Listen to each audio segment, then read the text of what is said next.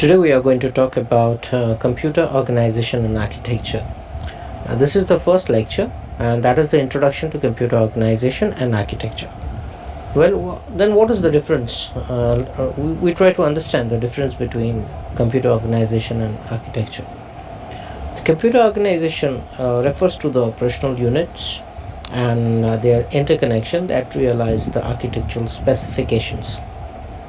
So, for example, the architectural attributes, which may include the instruction set, the number of bits used to represent various data types, example numbers, characters.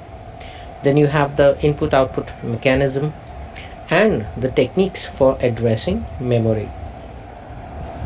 But now, if we talk about the organizational attributes, it will include the hardware details, which is transparent to the programmer, such as what are the types of control signals that are going to be used, what are the interfaces between the computer and the peripherals, and the memory technology that is being used. And if we talk about the architectural design, it is the issue whether a computer, say whether it will have a multiply instruction or not. So if at all the architectural design demands a multiply instruction, then the organizational issue will be whether that particular instruction will be implemented by a special multiply unit or by a mechanism that it makes a repeated use of add units of the system. Say a CPU can have a addition unit, and we all know that multiplication can be carried out using repetitive addition. Now, if the architectural design requires a multiplication instruction or having a multiplication instruction, then in the organizational issues will be that how to implement that can be implemented using a multiplier unit, or it can be accomplished using repetitive additions. Now, the organizational decision may be based on the anticipated frequency of use of multiply instruction, the relative speed of the two approaches, and the cost and the physical size of a special multiply unit. Now let's have a look at the functional view of the computers. Now on the diagram as shown on the right hand side, we can see there is an operating environment, or we can call that the source and the destination of the data. So the data will enter into the computing device from the operating environment. Now the data then will be moved using data movement apparatus like input and output devices, which will be solely responsible for entering the data and extracting the data to the outside world. Now then we have a computer control mechanism. It is the unit which is actually responsible for sending the data from the processing and storing as per the instruction given to the system by the programmer. Now the data is stored as well as it will be shared with the outer world. Now there are four basic functions of a computer. It is the data processing, it is the data storage, it is the data movement, and the control. Now let's see the possible operations of computers. The computers can function as a data movement device, where we simply transfer the data from one peripheral through the communication lines to another.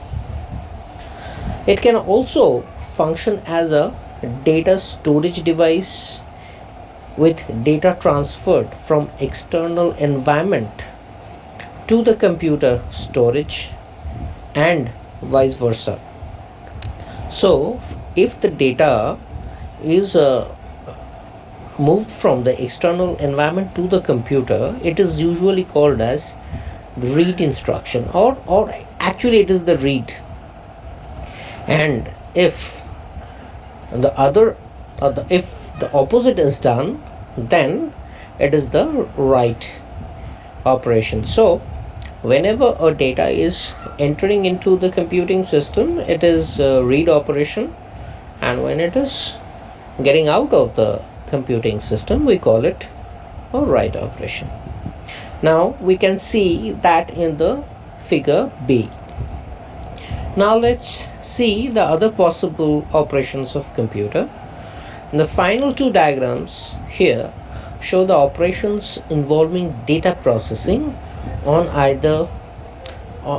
data either in storage or en route between storage and external environment. Now let us have a top level view of computer systems. Now in a computer system, it will include a central processing unit or the processing unit, which is solely responsible for computing, and it will have a main system board which will have the central processing unit, it will have the system bus, it will have the input output ports, and it will have the main memory, and the memory can be primary as well as secondary. So the main board is solely responsible for integrating all the systems onto it. Now it will have input ports. Now input ports are basically responsible for taking the data from the outside world into the computing system, as well as the processed data to the outside world using output ports. Now it will also have the main memory, which may be categorized into primary and secondary memory. Basically, primary memories are costly memory compared to the secondary ones, and primary memories are very fast compared to the secondary memory. Secondary memory have huge space, but performance is slow compared to primary, and primary memories are solely responsible for speeding up the entire system, and it actually holds the information data which are frequently processed by the system or used by the operating system. Now we have a interconnect bus system which actually connects the processing unit with the memory and the I/O. We usually call that system bus. It will have three in it. One is the address bus, other one will be data bus, and the third one will be control bus. So address, data and control bus are the main constituents of system bus. Now let's have a look into the central processing unit. Now the central processing unit is usually having some internal registers. Some of the registers are programmable, and some of the registers are temporary registers which are basically used by CPU itself.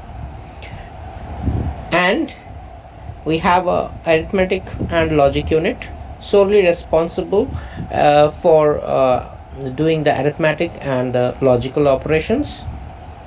Then we have timing and control unit. It is the heart of any processing unit. Any instruction which is provided to the processor is actually timed and scheduled in the control unit. So control unit is solely responsible for maintaining the operational status of the processing unit. Then we have the internal bus system. It is inside the processor, and it is used to take the instruction as well as data to the different sections of the processor. Now we have a bit of Now we can just see a bit of the control unit. Now control unit basically is having a instruction decoder and a memory related to it. Now the memory is usually used to hold the operational codes for a very finite amount of time, so that the instruction decoder can perform its job of decoding the instruction that has been provided. Then we have sequencing logic, and we have the control memory. Now we'll take up the sequencing logic as well as the control memory in our other lectures related to timing and control units. Now if we talk about the computer architecture, there are two basically. One is the von Neumann computers and other one is the Harvard computer. Now talking about von Neumann computers, it is basically known as stored program architecture, or we can call it stored program concept. Is usually attributed to ENIAC designers, most notably the mathematician John von Neumann, who was a consultant on the ENIAC project. In 1946, von Neumann and his colleagues began the design of a new stored program computer, referred to as IS computer, at the Princeton Institute of Advanced Studies. Later on it was called IAS computer. Now if we look into the basics of the IAS computer basically consists of main memory which stores both data and the instruction. Then it is having an arithmetic logic unit, basically responsible for performing arithmetic and logical operations on the data. Then it is having a control unit which interprets the instructions in the memory and then causes them to be executed. Now the last one is the input and output equipment, basically operated by the control unit. Now let's see a bit into details. Now in this picture we can see the upper part is the ALU unit, the lower part is the program control unit, and on the right hand side you can see the input output equipment, and we have the main memory. Now the main memory is basically having both the instructions as well as the operands or the data. Now in this case you can see a register which is called MBR. MBR is nothing but memory buffer register. Now it contains a word to be stored in memory or to be sent to the IO unit, or is used to receive a word from memory or from the IO unit. So it is basically a interface register which temporarily holds the data that may come from the computing unit of the processor and may be sent to the memory, or it may be sent to the IO. It may also hold the data which is coming from the IO entering into the arithmetic logic unit, or it may also contain the data coming from the memory and temporarily storing it into it for further processing. Now the next one is memory address register. Now memory address register specifies the address in memory of the word that has to be written or read into the MBR. So it is actually holding the address of that particular memory location from where you either will read the data into the MBR for further processing, or you may write data from the MBR to the memory. Now let us talk about the instruction register here. Now here the instruction register contains the 8-bit operational instruction that has to be executed, and the instruction buffer registers employed to hold temporarily the write and the instruction from the word in the memory. Now we have a program counter. Now usually it's a special type of a register. It is basically used to hold the address of the instruction that has to be executed.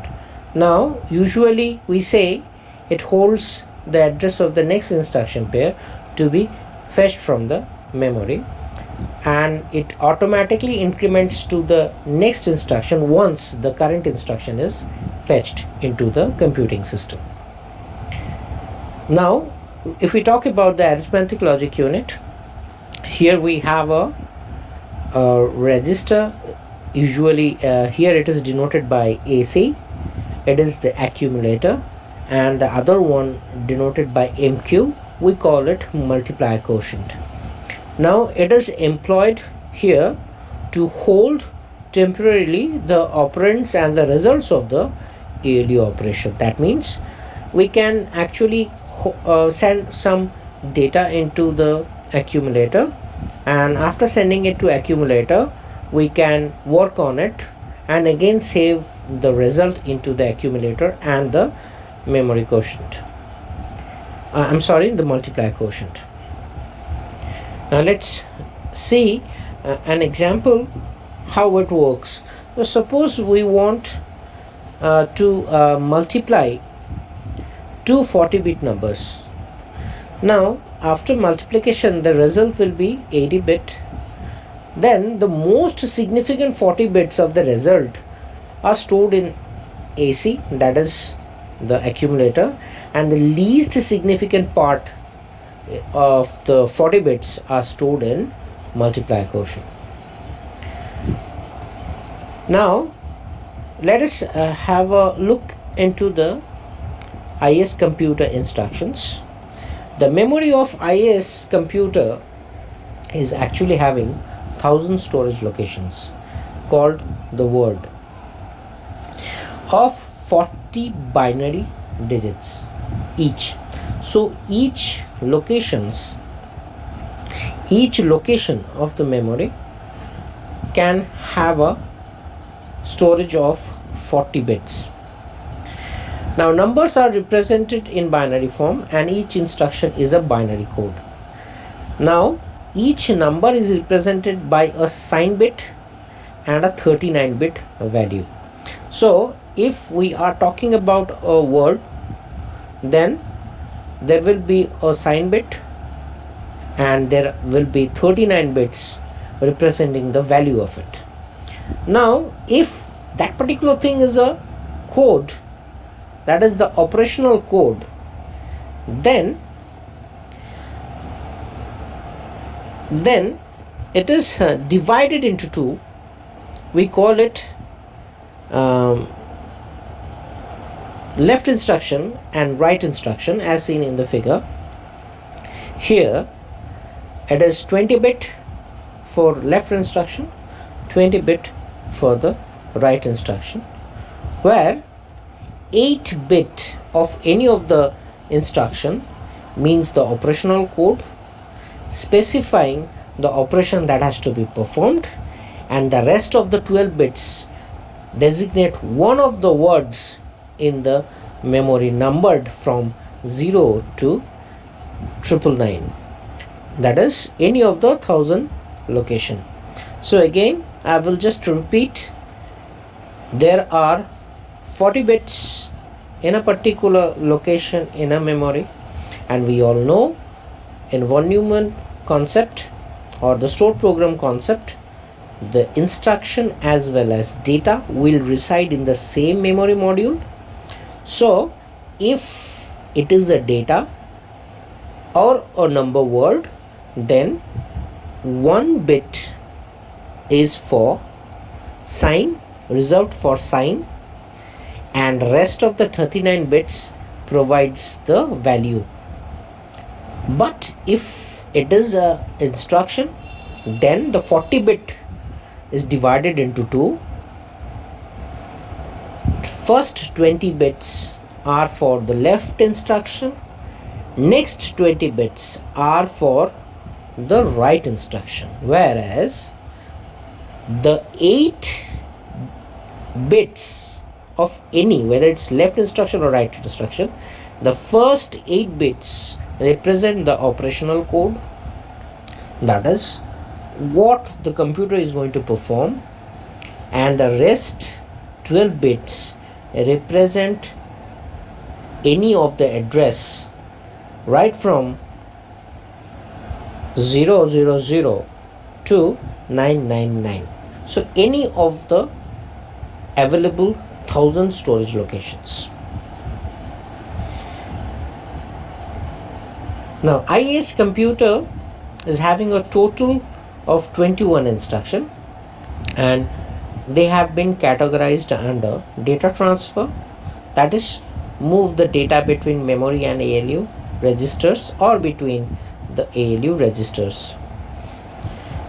Then we have unconditional branching. Normally unconditional branching means whenever you encounter any instruction under unconditional branch, it will not check any condition, rather it will jump to the designated location.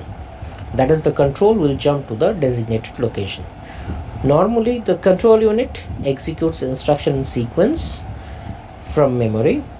This sequence gets changed by a branch instruction which facilitates repetitive operations. Now there are conditional branching. The branch can be made dependent on a particular condition, thus allowing decision points. Then we have arithmetic operations, operations basically performed by ALU. We have address modify, permits addresses to be computed in the ALU and then inserted into instructions stored in the memory. This allows the program considerable addressing capabilities. So here are the different instructions that the IAS computer was capable of handling. There were data transfer instructions like load MQ, what basically means transferring the content of MQ to the accumulator. Here accumulator is the default register and hence it has not been shown in the symbolic representation where it only shows load MQ. Then you have load MQ, MX. Here the content of memory location X means the address of that particular location to the MQ. So the content of the memory location given by X is transferred to the memory quotient. Then we have store MX. This means the content of the accumulator gets copied to the memory location denoted by X.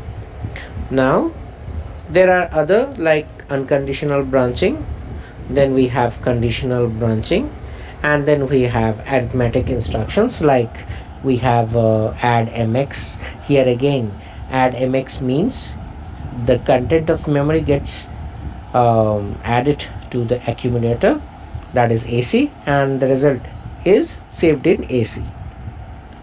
Now we have add MX. Now here add MX means again,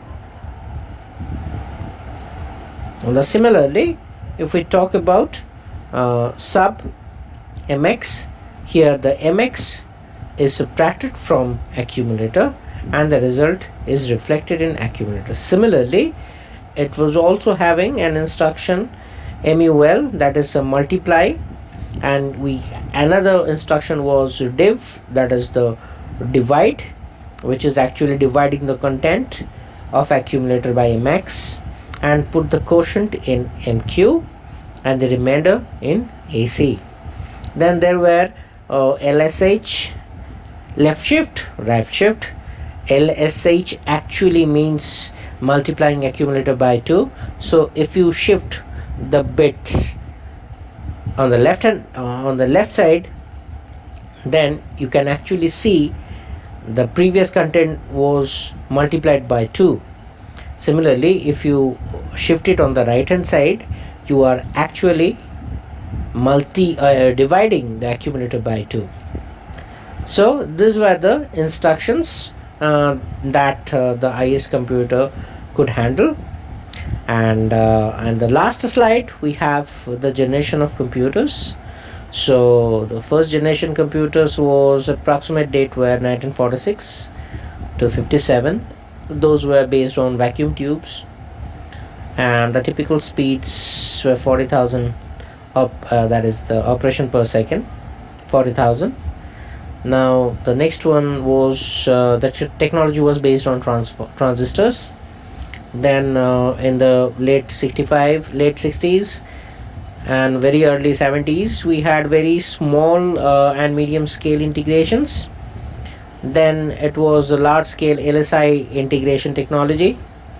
Then we had a very large scale integration, and now the latest generation is presently having ultra large scale integration technology.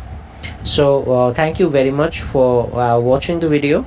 I hope the basic concepts of computer organization and architecture was easy to understand, and we had a very brief introduction into the von Neumann computers, famously known as IAS computers. And there are other lectures coming up on computer organization. The next lecture would be register transfer logic, and we will take up all the various types of register transfer type operations, including the description of the hardware that are used for doing it. We'll have a brief idea about micro operations in our next lecture. So friends, don't forget to subscribe and share the video. And thank you very much for watching the video.